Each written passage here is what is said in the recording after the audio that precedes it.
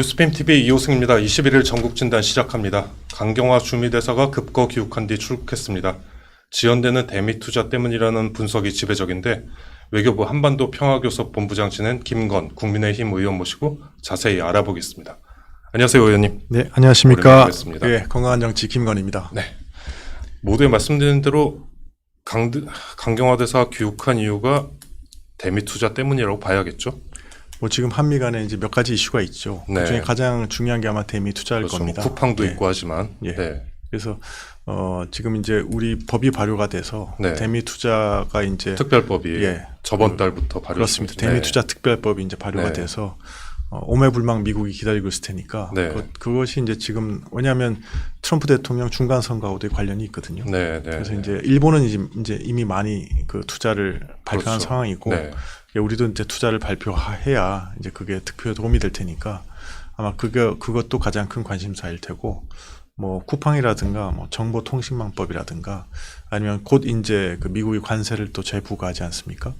그래서 그런 것도 다 이슈가 돼서 아마 이제 사실 주미대사가 이렇게 잘 안 옵니다. 네. 왜냐하면은 주미대사는 이제 멀어서 한번 오면 한 일주일 자리를 비게 되니까 그 사이에 이제 중요한 일이 생기면 한미 간 소통에 문제가 생기니까 보통 주미대사는 잘 부르지 않았는데 요번에 이제 온 거는 이제 그만큼 상황이 이제 심각하다고 정부에서 보고 있다는 거죠.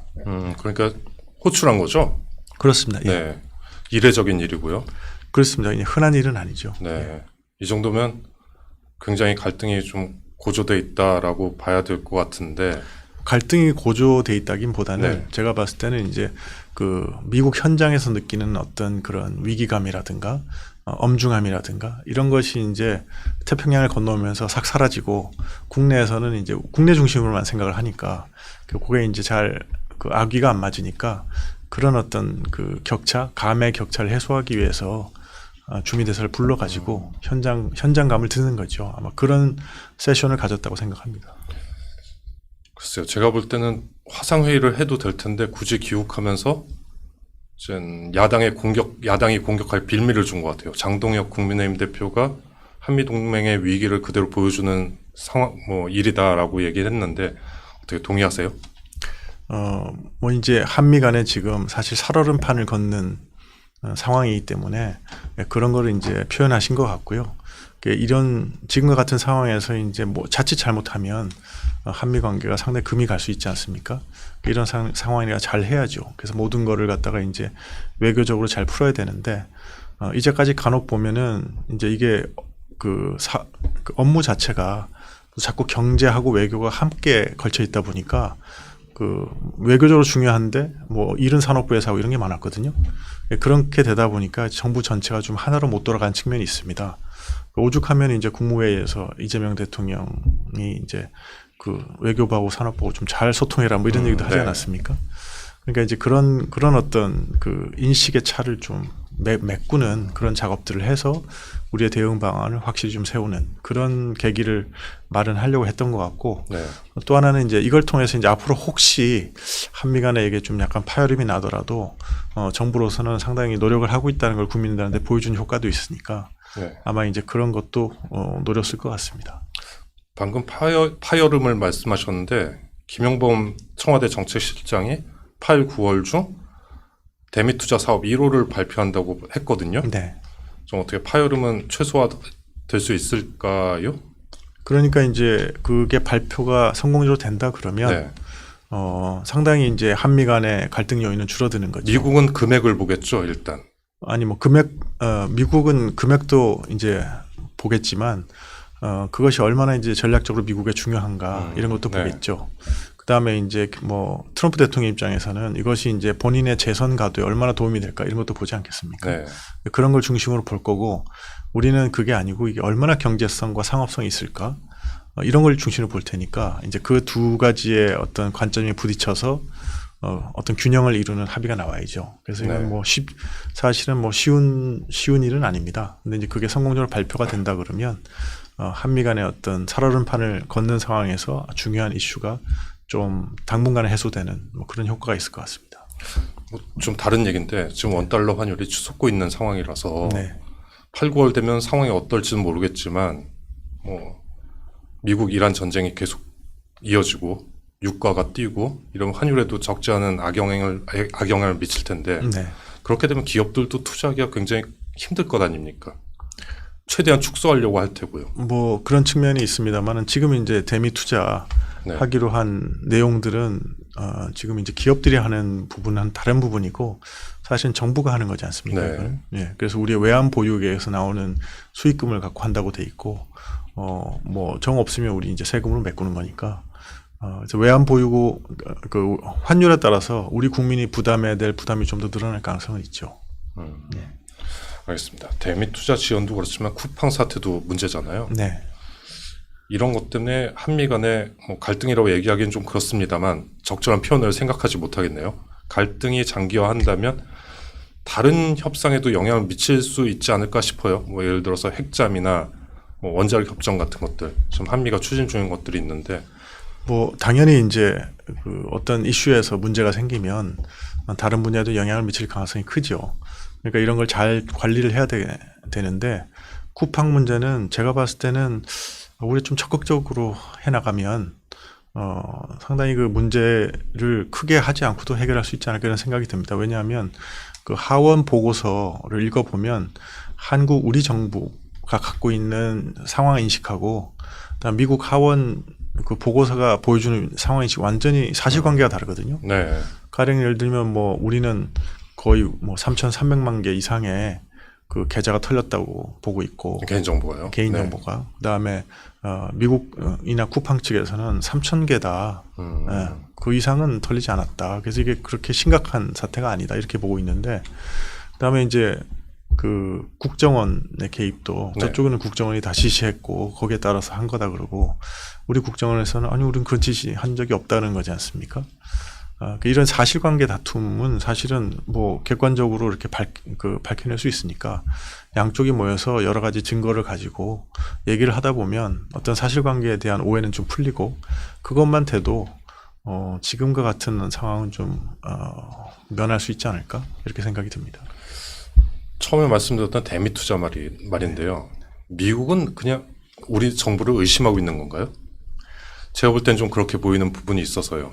그러니까 투자를 할 듯 안 할 듯 예. 트럼프 정부 끝나면 없었던 일처럼 덮기 위해서 시간 끄는 게 아니냐라고 의심하는 것 같아요. 그런 이제 의심이 있을 수밖에 없죠. 왜냐하면 우리는 이제 그 법이 필요하다고 그 미국에 얘기하지 않았습니까?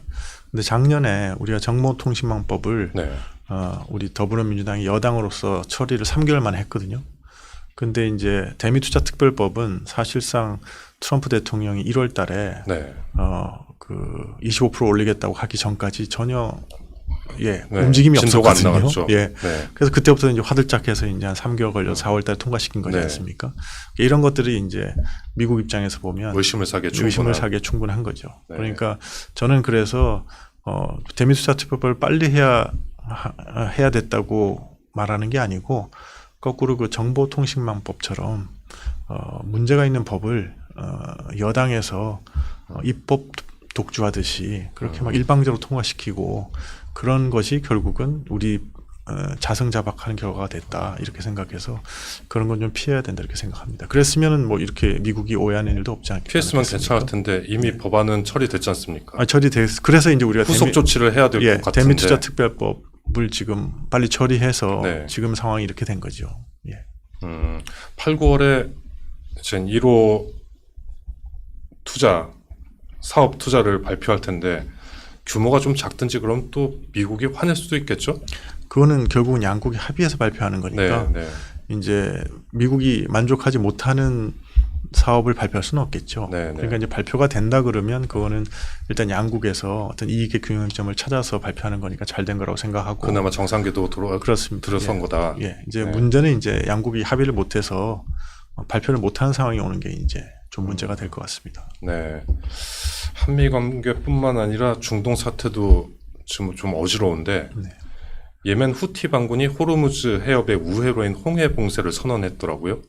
네, 그건 이제 사우디와 관계 때문에 네. 이제 그렇게 됐는데 그건 좀 지켜봐야 됩니다. 왜냐하면 후티 반군은 그냥 단순하게 이란의 명령을 따르는 존재는 아니거든요. 아, 그래요? 예, 네. 자기들의 이익을 중심으로 해서 하는 데기 때문에 지금 이제 일단 그러니까 사우디가 이제 얼마 전에 공격 다우를 했기 때문에 네. 이제 이런 입장을 취했지만 그러면 그렇지만 이제 이게 가다가 이란하고 미국 사이에 갑자기 이제 긴장이 좀 완화된다가 이러면 후티 반군이 집중적인 공격을 받을 수 있지 않습니까? 네, 네. 자기들도 리스크가 크기 때문에 이런 거에 대해서는 잘 보면서 아마 해야 돼서 과연 정말로 이렇게 적극적으로 봉쇄에 나서서 전장이 확대된다든가 이런 걸 도모할지는 조금 지켜봐야 될 것 같습니다. 만약에 후티 반군이 적극적으로 봉쇄에 나선다면 미국은 이란뿐만이 아니라 홍해에서도 그렇죠. 홍해에도 병력을 전개해야 될 것 아닙니까? 뭐 홍해 전개한다고 하면 일단 사우디하고 네. 예멘 간에 완전한 전면전 상황이 이제 될 수도 있는 거니까 네. 그거는 왜냐하면 홍해가 지금 닫히면 사우디가 이제 우회 수출로도 업소끼리. 막혀버리니까 사우디로서는 큰일 나지 않습니까? 네. 그런 걸 했을 때 이제 전반적으로 중동 지역 전체 확전이 되는 거라서 이것도 저희가 예의주시하면서 봐야 되지만 지금 이제 일단 그렇게 발표한 것만 갖고 중동으로 확전된다 이렇게 얘기하기는 조금 이른 것 같습니다. 일단 후티 반군은 차치하고요. 이란 쪽 얘기를 좀 해보고 싶은데 트럼프 미국 대통령이 호르무즈 해협 역봉쇄 카드를 꺼냈잖아요. 네. 이게 이란에 실질적인 타격을 줄 수 있을까? 이것도 뭐 전쟁이 얼마나 더 길어질지 모르는 상황에서 그것도 궁금한데 뭐 어떻게 보세요? 당연히 심대한 타격을 주는 거죠. 왜냐하면 이란의 모든 수출입이 이제 그 페르시아만을 통해서 되는 거니까, 걸프만을 통해서 되는 네. 거니까. 근데 그 지난번에 트럼프 대통령이 역봉쇄 카드를 꺼내서 결국은 MOU 합의로 간 거거든요. 네. 근데 이제 그렇게 해놓고 사실은 그 호르무즈 해협을 갖다가 계속 통제권을 이란이 행사하려고 하니까 미국이 이제 그걸 못 참고 이제 다시 지금 이런 상황이 된 겁니다. 네. 그러니까 자연스럽게 다시 이제 역봉쇄로 또 간 거죠. 근데 지금은 양쪽 다 이제 시간의 문제가 있습니다. 그러니까 트럼프 대통령으로서도 이게 중간 선거까지 계속 끌고 가기가 사실 쉽지는 않거든요. 그다음에 이란으로서도 역봉쇄를 당해서 경제 타격을 입는다는 것이 사실 그 민생에 아주 힘든 그 분위기 안 좋죠, 지금. 고통을 네. 감내하는 거기 때문에 양쪽 다 이제 뭐 내가 더 오래 버틸 수 있다 뭐 이런 식으로 얘기는 하지만 그래서 이게 이제 많은 전문가들은 예상하기에 이렇게 좀 긴장이 확 올라갔다가 또 이제 어떤 순간이 되면 다시 또 이 타협과 협상의 길로 가지 않겠느냐고 예상하는 사람들이 많습니다. 그래서 지금은 조금 지켜봐야 될 것 같습니다. 역봉쇄 카드라는 건 아무래도 이란한테 먼저 액션을 취하라고 압력을 넣는 것 아닙니까? 아니면 그러니까 두 가지를 동시에 하는 겁니다. 지금 군사적인 압박과 경제적인 압박을 동시에 가는 거죠. 그러니까 이란이 먼저 액션을 취해 달라는 그렇게 되면 시그널 아닌가 싶어요. 그렇게 되고 그다음에 루비오 국무장관 같은 사람은 네. 지금 외교의 길은 아직 열려 있다 이렇게 얘기하고 있거든요. 그러니까 이제 그거를 그러니까 이 메시지를 이란이 이제 알아들어야 되는 거죠. 아 이거 계속 가서는 내가 도저히 못 견디는 상황이 되겠구나 하면 이제 우리가 좀 잘못한 것 같다 그러고 미국하고 협상하자고 다시 나오겠죠. 그거를 아마 이제 기도하고 미국이 이제 군사 경제 압박을 최대로 하면서 이제 외교의 길을 터놓고 있는 거죠. 그다음에 게다가 이제 지금 중재 국가들이 있어서 네. 뭐 카타르라든가 파키스탄이라든가 이런 나라들이 이제 계속 외교적인 해법을 중간에서 모색하고 있기 때문에 또 그런 영향도 봐야 될 것 같습니다. 이란은 또 나름대로 페르시아만 해협청을 신설해서 해협 통제권을 법제화하겠다고 맞불을 놨더라고요. 네. 이건 뭐 기싸움 하자는 건가요? 그러니까 기정사실화 전략인 거죠. 그러니까 그런 기관도 만들고, 네. 그다음에 그래서 이제 그 걸프만을 그 호르무즈 해협을 본인이 통제하겠다. 명분을 만들겠다는 거죠. 통제하겠다는 거를 기정의 사실화 시키는 네. 겁니다. 국제사회. 근데 사실 국제사회는 그걸 받아들일 수는 없죠. 그렇죠. 네. 그러니까 그 원칙이 깨지게 되면 국제사회 자유무역이라는 것도 큰 타격을 받게 되는 거거든요. 자유통항이 없는 자유무역이라는 게 사실 네. 의미가 없지 않습니까? 네. 그렇기 때문에 트럼프 대통령도 뭐 본인이 뭐 해서 20%씩 그 뭐 톨비를 받겠다 뭐 이런 얘기 했다가 네. 하루 만에 철회했죠. 물 철회하지 네. 않습니까? 왜냐하면 그게 미국의 이익에 반하는 얘기거든요. 그거는 호르무즈 해협에서 돈을 많이 벌 수 있겠구나는 생각에서 하는 건데 그렇지만 전 세계에서 자유무역 체제하고 자유항행 체제가 무너졌을 때 가장 큰 타격을 볼 나라가 또 미국이거든요. 그러니까 이제 그걸 생각했을 때 이제 하루 만에 그걸 깨닫게 트럼프 대통령이 그걸 깨닫게 되면서 이제 자기 입장을 바꾼 거죠. 만약에 우리로서는 우리 상선이 중요하니까요. 이란이 법제화를 근거로 해서 미 동맹국의 선박을 납치한다거나 납포를 시도하면 우리나라 상선도 대상이 될 수 있지 않습니까? 네. 어떻게 보세요? 지난번에 가능성이 우리가 있는 얘기죠? 지난번에 우리가 남우호가 네, 피격을 피격됐죠. 받고 네. 하지 않았습니까? 네. 그때도 이제 우리 당에서는 좀 확실하게 메시지를 보내야 된다 이란에. 그러니까 우리 상선을 건드리면 거기에 대해서는 분명히 대가를 치를 그렇죠. 것이다. 안 그러면 또 재발될 그렇지 안 테니까요. 그러면 또 재발 가능성이 네. 있다. 그랬는데 이제 우리의 기대보다는 좀 미흡하게 정부가 대응을 했습니다. 그렇게 되면 이제 앞으로 유사한 상황이 왔을 때 또 우리 상선이 대상이 될 가능성이 있지 않습니까? 네. 그래서 지금이라도 우리 정부가 이란에 대해서는 뭐 여러 가지 채널을 통해서 우리 상선에 대해서 이 손대는 거는 우리로서는 용납할 수 없다는 분명한 메시지를 좀 전할 필요가 있을 것 같습니다. 그런 메시지를 전했거나 뭐 보냈다거나 네. 이런 건 아직 못 들어보셨죠?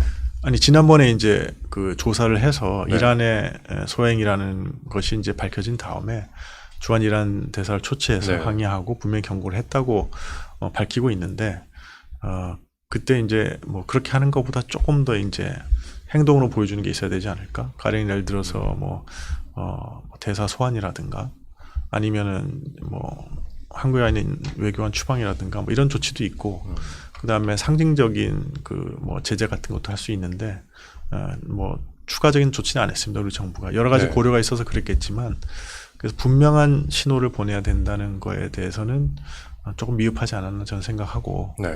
그런 의미로 이제 좀 지금이라도 좀 분명한 메시지를 보낼 수 있는 방법이 뭘까 고민해야 된다고 저는 생각합니다. 네. 그러니까 호르무즈 해협도 지금 막혀 있는 상태고 후티 반군 때문에 홍해 수송로도 막히게 되면 지금 브렌트유가 오늘 보니까 $90 선 정도 되던데 네. 이게 $130까지 올라갈 수도 있다고 하더라고요. 연말 되면. 네.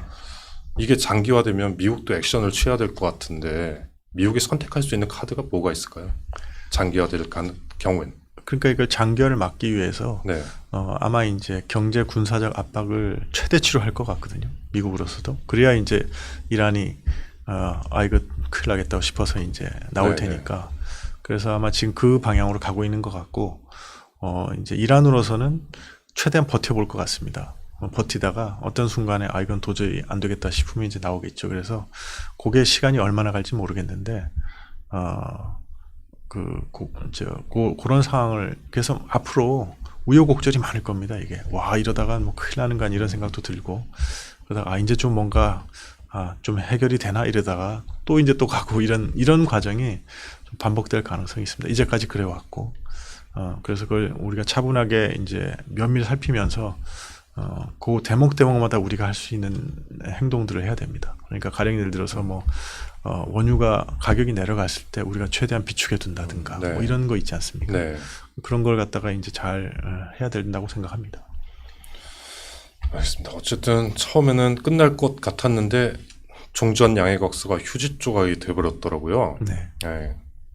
뭐 미국의 군사력이 압도적인 걸 모든 사람들이 알고 있는데 미국이 조기 종전을 끌어내지 못한 이유가 뭐 제 가장 중요한 이유가 있다면 어떤 게 있다고 생각하세요? 그러니까 저는 한 세 가지를 보는데요. 네.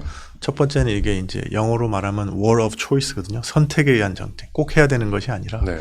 미국이 선택한 전쟁이기 때문에 그러니까 이런 전쟁의 경우는 미군 사상자가 많이 나는 걸 미국 국민이 용인을 할 수가 없습니다. 왜냐하면 안 해도 되는 전쟁을 했으니까. 그렇죠. 그러다 보니까 이제 그 미국이 군사 작전에 있어서 두 손 두 발을 묶고 사질 시작하는 거죠. 많은 사상자가 나는 걸 못하니까. 그러니까 지상군 투입도 못하는 것이고. 그래서 그런 상황에서 이제 주로 공습에 의해서 이 문제, 그러니까 군사 작전을 해서 해결을 하려고 그러니까. 그래서 이제 조기 종료가 못된 측면이 있고. 그다음에 두 번째는 그거보다 더 중요한지도 모르겠는데 이걸 하면서 이란이 호르무즈 해협 봉쇄라는 카드를 쓸 거를 예상을 못한 것 같아요, 미국이. 예, 그 이유는 이제 호르무즈 해협을 봉쇄를 하게 되면 이란이 큰 타격이 있거든요. 네, 이란 경제가. 네. 그래서 사실 이란 이라크 전쟁을 하는 동안에도 그 해협이 봉쇄된 적이 없습니다. 네. 그랬기 때문에 미국도 이건 자살적인 행위인데 설마 하겠냐 그랬는데 이제 몰리니까 이란이 그 행동을 해버린 거죠. 네. 그래서 이제 그게 아마 그러다 보니까 이제 국제 유가가 오르고 미국의 물가도 오르고 중간 선거 다가오고 그래서 아마 미국이 이제 뭐 계속해서 이제 군사적인 압박을 가지 못하고 중간에 타협으로 나오다 보니까 이게 장기화됐거든요. 그게 이제 두 번째고, 세 번째는 이제 시간이라는 요소가 제일 중요했던 것 같습니다. 그러니까 이란으로서도 우리가 조금만 버티면 중간 선거 때문에 트럼프 대통령이 양보할 거다 이런 생각이 있으니까, 그러니까 이제 좀 뭐 버티기로 나온 거죠. 그래서 이제 일찍 지금 그 문제를 좀 해결하는 데 실패한 거 아닌가 그렇게 분석하고 있습니다. 치킨 게임인데 장기화될 수도 있겠네요. 뭐 중간 선거 이후까지도. 그렇죠. 장기화될 가능성이 크죠, 지금. 예, 장기화될 가능성이 크지만 이제 이게 뭐 영어로 하면 on and off, 뭐 이렇게 올라갔다 내려갔다 이런 곡절이 있을 텐데 아마 이제 그 중간 선거 전까지는 최대한 이제 좀 이 긴장을 완화시키는 방향으로 가려고 노력을 할 겁니다. 네. 우리도 이제 한 두 달 동안은 괜찮았잖아요. 호르무즈 해협에도 가급적 많은 선박이 왔다 갔다 하면서 그렇죠. 그 유가도 좀 떨어지고 뭐 이러지 않았습니까? 주가도 오르고. 예, 주가도 오르고. 그래서 그런 어떤 게 계속 반복되면서 이게 결국 해결로 가려면 장기적일 수밖에 없지 않냐. 뭐 지난번에 JCPOA 협상도 한 2년 했거든요. 예. 근데 뭐 이렇게 어려운 협상을 한두 달 내에 끝낸다? 그건 뭐 현실적인 상황은 아니라고 생각합니다. 종국에는 어떻게 될 걸로 보세요? 뭐 레짐 체인지나 이런 건 꿈도 못 꿀 것 같은데 이젠. 레짐 체인지 같은 거는 사실은 뭐 되면 좋겠지만 우리가 지금 뭐 북한 사례에서 보듯이 도저히 뭐 유지될 수 없는 정권 같은데도 계속하지 않습니까? 그렇죠. 지금. 예. 그래서 이제 이란의 정권도 저게 반드시 붕괴된다 하는 전제를 갖고 정책을 할 수는 없는 것 같고요. 저게 장기화될 수도 있다는 걸 놓고 어떤 식으로 이제 유도를 해서 협상을 해서 일단 타결을 해서 종전을 할 거냐, 그런 방향으로 나가야 될 것 같습니다. 알겠습니다. 의원님께서 인터뷰한 기사 내용을 좀 여쭤보고 싶어서요. 네. 이재명 대통령이 미국으로부터 원자력 추진 잠수함 건조 승인을 받아낸 걸 최대 외교 성과로 홍보하고 있는데, 의원님께서는 언론 인터뷰에서 디테일이 부실한 김칫국 외교라고 비판하셨더라고요. 네. 이걸 바로잡기 위해 가장 시급한 보완책 어떤 게 있을까요? 일단은 국민들한테 뭐 정확하게 말씀하시는 게 중요한 것 같아요. 왜냐하면 지난번에 이제 팩시트에서 합의한 내용은 이제 그 협의를 미국하고 시작하는 거에 불과하거든요. 그다음에 실질적으로 우리가 핵잠수함을 건조를 하기 위해서는 미국과 협정도 맺어야 됩니다. 별도 협정을. 근데 미국 협정을 맺으면 그게 미국 의회 승인도 받아야 되거든요. 그러니까 트럼프 대통령만 오케이 한다고 되는 게 아닙니다. 그래서 이런 여러 가지 절차가 있는데 트럼프 대통령이 승인했다고 그 합의문에 하나 담아서 이 모든 게 다 끝난 것이냐 이렇게 얘기하는 게 김칫국 마시기거든요. 그 다음에 정확하게 이게 시간이 많이 걸립니다. 뭐 우리 정부에서 얘기한 10년 걸린다는 거지 않습니까? 10년 동안 우리가 여러 산을 넘어야 될 수 있는 건데 요거 너무 빨리 터뜨렸다. 하나로 다 된 것처럼 국민한테 얘기하면 이게 좀 기대치를 너무 높이는 거죠. 그래서 이거는 제가 봤을 때는 이번 정부뿐만 아니라 다음 정부까지 정말 그 지난한 대미 설득 외교를 통해서 우리가 결국은 우리가 해내야 될 거라고 저는 생각하고 있습니다. 그다음에 국민들께도 그렇게 설명해야 된다고 생각합니다. 정직하게요. 예. 알겠습니다. 시간상 마지막 질문 드리고 끝내야 될 것 같은데, 제가 들어보니까 미국 의회나 행정부 일각에서는 오해는 안 하셨으면 좋겠어요. 그런 얘기가 들리길래 한국의 좌파 정권이 한미동맹을 위협한다라는 얘기도 나오더라고요. 덜어. 전직 외교관이시니까 전직 외교관 입장에서 시각으로 볼 때 미 행정부나 의회 이런 시각이 지배적인 시각인가요? 아니면 의원님께서 보시기엔 한미 관계의 지금 현 상태는 어떤 수준이라고 보세요? 정확히 얘기하면 아마 이제 그런 생각들이 많지는 않을 겁니다. 많지는 않을 거고, 이제까지 이제 미국 정부가 경험했던 거는 한국의 진보 정부가 들어서면 도리어 한미 간에 많은 현안들이 해결된 경험을 했습니다. 그건 왜냐하면 이제 진보 정부는 뭐 약간 반미적으로 느껴지기도 하고 그렇기 때문에 거꾸로 이제 미국에 양보를 해도 국민들을 설득하기가 용이했거든요. 그래서 뭐 노무현 대통령 때 이제 뭐 용산기지 네, 이전이라든가 뭐 LPP라든가 그다음에 한미 FTA도 그때 네. 한 거지 않습니까? 네. 그래서 이제 그런 경험이 있어서 뭐 그 좌파 정부 또는 진보 정부라고 해서 한미 관계가 이제 나빠진다고 볼 수는 없는데 그런데 항상 이제 또 있었던 거는 또 이 진보 정부가 들어섰을 때 또 미국하고 큰 이슈가 많이 생깁니다. 그렇게. 그러니까 이제 한미 관계를 잘 관리하는 게 그만큼 어려운 과제가 되는 거죠. 그리고 사실 보수 정부가 들어섰을 때는 이제 미국하고 하고의 신뢰 관계가 좀 있기 때문에 사실 그냥 넘어가는 부분도 많은데 말씀하셨듯이 이제 진보 정부 같은 경우에는 저 정부는 약간 반미적인 거 아니야? 이런 의심 때문에 또 이제 많은 코스트를 치러야 되는 측면이 있습니다. 그래서 어쨌든지 간에 정부가 잘 해야 될 것 같고요.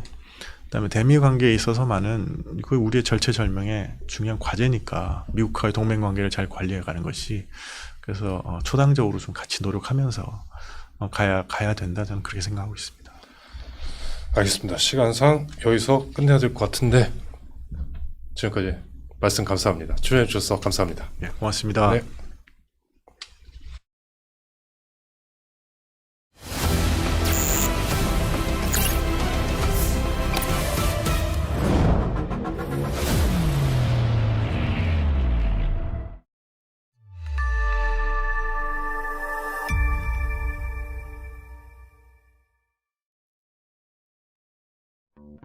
청년 대한민국의 미래 왜 우리는 꼭 실패한 대통령들이 나와야 될까? 우리 자녀 세대에도 물려줘야 될 명백한 도덕적 의무를 갖고 있는데 과연 우리 세대가 그걸 제대로 하고 있느냐? 청년들을 만날 때마다 굉장히 어려운 상황이라는 것을 많이 느낍니다. 아이가 이제 고3이 지나고 나면 무관심해진다는 거예요. 우리가 지금 행동하지 않아서 지금 이대로 그냥 굴러가서 제가 죽어서 누워있을 때 손주가 무덤에 와가지고 할아버지 왜 그러셨어요? 아마 태클도 많이 들어올 거고 장애물도 많을 겁니다. 그런데 이러한 것을 혼자는 극복하기가 어려울 것이고 저는 사실 좀 약간 무거운 마음으로 이 자리에 섰습니다. KYD라 하면 코리아 유스드림, 대한민국 청년의 꿈, 정치, 경제, 사회, 문화, 대한민국의 각 분야가 과연 미래가 밝은지라고 질문을 던지면 밝다고 할 사람이 과연 얼마나 있을까? 청년이 좀 꿈을 꿀 수 있는 그런 나라로 이 나라를 대한민국을 만들어 봤으면 좋겠다.